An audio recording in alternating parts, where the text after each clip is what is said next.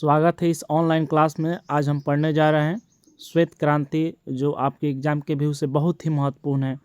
तो चलिए शुरू करते हैं श्वेत क्रांति के बारे में।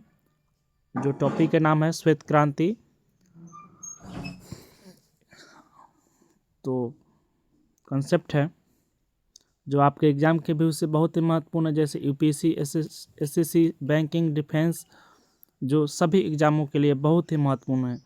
तो सेशन को सब्सक्राइब कीजिए और लाइक भी कीजिए, कमेंट भी कीजिए और शेयर भी कीजिए। तो चलिए शुरू करते हैं। टॉपिक का नाम है श्वेत क्रांति, व्हाइट रेवोल्यूशन। जो इसके जनक है कौन? तो फादर ऑफ रेवोल्यूशन यानी फादर ऑफ व्हाइट रेवोल्यूशन, इसके जनक कौन है? तो वर्गीज कुरियन, जो इन्हें मिल्क मैन ऑफ इंडिया भी कहा जाता है। यानी श्वेत क्रांति के जनक कौन है? तो वर्गीज कुरियन है, जो मिल्क मैन ऑफ इंडिया भी कहा जाता है। इन्होंने भारत को दुग्ध उत्पादन में आत्मनिर्भर बनाया है। कौन बनाया है? तो मिल्क मैन ऑफ इंडिया जो वर्गीज कुरियन है, वो भारत के दुग्ध उत्पादन में आत्मनिर्भर बनाया है। श्वेत क्रांति के जनक कौन है? तो वर्गीज कुरियन है, जो मिल्क ऑफ इंडिया भी कहा जाता है। वो भारत के दूध उत्पादन में आत्मनिर्भर बनाए हैं। अगला कंसेप्ट है, इसकी शुरुआत कहाँ से हुई? तो इसकी शुरुआत आनंद यानी गुजरात से हुआ। आनंद है वो गुजरात में है, वो गुजरात से हुआ। कब हुआ था? तो वर्ष 1946 में हुआ था। अमूल का जो पहले इसका नाम क्या था? तो Kaira district cooperative milk producer union, यानी अमूल का पहले इसका नाम क्या था? तो Kaira district cooperative milk producer union, और बाद में यह बना क्या? अमूल, यानी बाद में इसका नाम पड़ा अमूल। और अमूल के पहले इसका नाम क्या था? तो Kaira district cooperative milk producer union. उम्मीद है कि आपको समझ आ गया होगा, और बाद में यह नाम पड़ा अमूल। अगला कंसेप्ट है, अमूल क्या है? तो अमूल क्या है? तो इसका फुल फॉर्म होता है आनंद मिल्क यूनियन लिमिटेड, यानी ए से आनंद, एम से मिल्क, यू से यूनियन, एल से लिमिटेड, यानी अमूल, यानी आनंद मिल्क यूनियन लिमिटेड। यह भारत का सबसे सफल कोऑपरेटिव डायरी मॉडल है। यानी जो भारत का क्या है? सबसे बड़ा सफल कोऑपरेटिव डायरी मॉडल है। यह किसानों को सीधे लाभ देने वाला मॉडल है। अमूल क्या है? तो इसका फुल फॉर्म होता है आनंद मिल्क यूनियन लिमिटेड।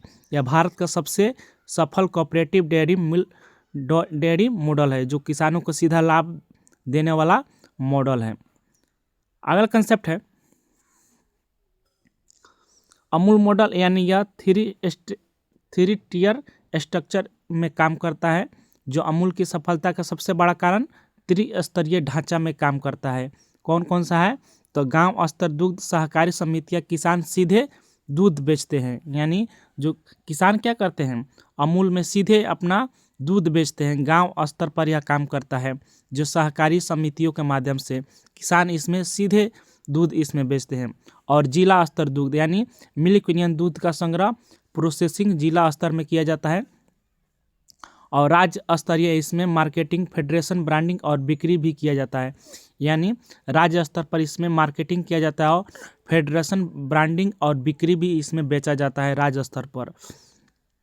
यानी जिला स्तर पर दूध का संग्रह किया जाता है और प्रोसेसिंग भी किया जाता है जिला स्तर पर।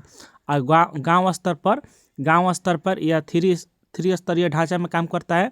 पहला स्तर में दूध, यानी गांव स्तर पर दूध सीधे किसान अपने दूध बेचते हैं अमूल में। और जिला स्तर पर क्या होता है? तो दूध का संग्रह किया जाता है जिला स्तर पर और उसका प्रोसेसिंग किया जाता है।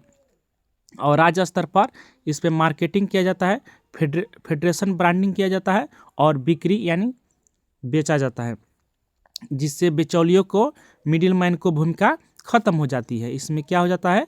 मिडिल मैन यानी बिचौलियों की भूमिका खत्म हो जाती है। तो अमूल मॉडल थ्री स्ट्रक्चर पर काम करता है। उम्मीद है कि आपको समझ आ गया होगा। अगला कंसेप्ट देखते हैं, ऑपरेशन फ्लड, यानी ऑपरेशन फ्लड के बारे में पढ़ते हैं। ऑपरेशन फ्लड क्या है? तो इसकी शुरुआत कब हुआ था? तो 1970 में इसकी शुरुआत हुआ था। और समाप्ति कब हुआ था? 1996 में इसकी समाप्ति हुआ था। और नेतृत्व कर रहे थे तो वर्गीज कुरियन इसका नेतृत्व कर रहे थे, जिसे व्हाइट रेवोल्यूशन भी कहा जाता है। यानी ऑपरेशन फ्लड का क्या कहा जाता है, तो व्हाइट रेवोल्यूशन भी कहा जाता है। इसकी शुरुआत कब हुआ था ऑपरेशन फ्लड का, तो 1970 में शुरुआत हुआ था। और समाप्ति कब हुआ था, तो 1996 में इसका समाप्ति हुआ था। इसके शुरुआतकर्ता कौन थे ऑपरेशन फ्लड का, तो वर्गीज कुरियन थे, जिसे व्हाइट रेवोल्यूशन भी कहा जाता है। अगला कंसेप्ट है, इसका उद्देश्य क्या है ऑपरेशन फ्लड का, तो दूध उत्पादन को बढ़ावा देना है।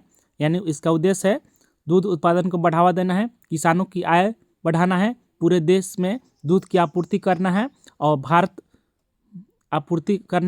बना दुनिया का नंबर 1 दूध उत्पादक, जो देश ग्रामीण अर्थव्यवस्था पर मजबूत बनाता है। यानी दुनिया का नंबर 1 दूध उत्पादक देश है भारत, जो ग्रामीण अर्थव्यवस्था को मजबूत हुई है इससे। उम्मीद है कि आपको समझ आ गया होगा। अगला कंसेप्ट देखते हैं, इसमें प्रमुख संस्था कौन कौन सी है, तो नेशनल डेयरी डेवलपमेंट बोर्ड यानी एनडीडीबी यानी नेशनल डेयरी डेवलपमेंट बोर्ड, इसकी स्थापना पर कौन है जो इसमें प्रमुख संस्थाएं काम करती है, तो 1965 में इसकी स्थापना हुई थी नेशनल डेयरी डेवलपमेंट बोर्ड, यानी इसकी स्थापना 1965 में हुई थी। इसका मुख्यालय कहाँ है, तो आनंद काम में इसका मुख्यालय है, आनंद इसका मुख्यालय है।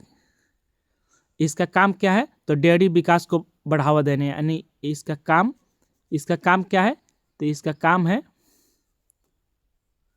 है डेयरी विकास को बढ़ावा देना है। इसका मुख्यालय कहाँ है, एनडीडीबी का मुख्यालय कहाँ है, तो आनंद है। इसका काम क्या है, तो डेयरी विकास को बढ़ावा देना है, इसका काम है डेयरी विकास को बढ़ावा देना है।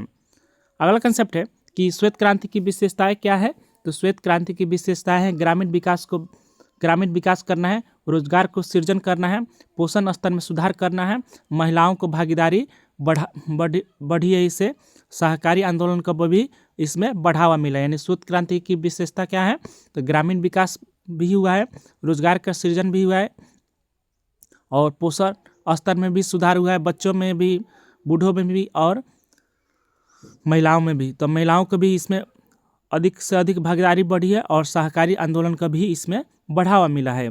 तो श्वेत क्रांति की यही विशेषताएं हैं। अगला कंसेप्ट है, अमूल मॉडल की शुरुआत जो गुजरात से हुई थी, इसका आंसर हमने बताया है। तो सेशन यहीं पर समाप्त होता है। तो सेशन को लाइक कीजिए, जो आपके एग्जाम के व्यू से बहुत ही महत्वपूर्ण है सभी एग्जामों के लिए। तो मिलते हैं एक नए सेशन के साथ, तब तक के लिए थैंक यू, बाय।